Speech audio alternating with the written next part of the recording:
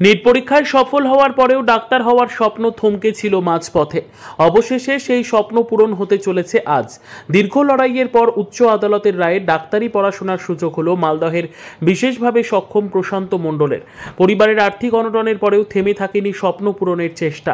একাধিক প্রতিকূলতাকে জয় করে এই বছরের সর্বভারতীয় ডাক্তারি প্রবেশিকা পরীক্ষায় নজরকাড়া ফল করে প্রশান্ত মণ্ডল। জন্মগতভাবে পোলিও রোগের ফলে হাতের আঙুল অসম্পূর্ণ তার। 3.5 আঙুলে কোটি কোটি পরীক্ষার্থীদের টেক্কা দিয়ে পরীক্ষায় পাশ করেছে প্রশান্ত।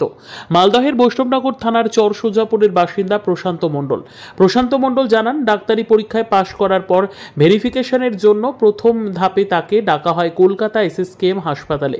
সেখানে তার বিশেষভাবে সক্ষমতার কারণ দেখিয়ে ডাক্তারি পড়ার অযোগ্য বলে জানানো হয়। কারণে বলা হয় হাতে স্বাভাবিক ছুরি কাঁচি ধরার ক্ষমতা নেই তার। সাইকেল চালানো এমনি কাঁচি টাচি সবই ধরতে পারি। SSKM বলছিল তুমি কোনো কাজ পারবা না। আমি বললাম যে পারবো, তাও ওরা বলছে যে না তুমি পারবা না। তারপর আমি 3-4 বার গেছিলাম, তাও বলছে তুমি পারবা না। বলছে তোমাকে বলছে তুমি যতই বড় প্রধানমন্ত্রী নিয়ে আসো তাও তোমাকে করে দেবো না, এইভাবে বলেছে। তারপরে আমাকে বলে তুমি চলে যাও বাড়ি, তোমার হবে না।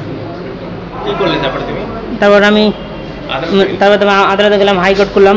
হাইকোর্ট করার পর এবার আমাকে মুম্বাই ট্রান্সফার করলো, মুম্বাই এমসে। ওখানে গেলাম, ওখান থেকে গিয়ে সার্টিফিকেট নিয়ে আসলাম। একটা সার্টিফিকেট নিয়েছে আবার মানে ওটা বললাম সাকসেস হয়। তাহলে এখন ডাক্তারি পড়তে অসুবিধা নেই? না।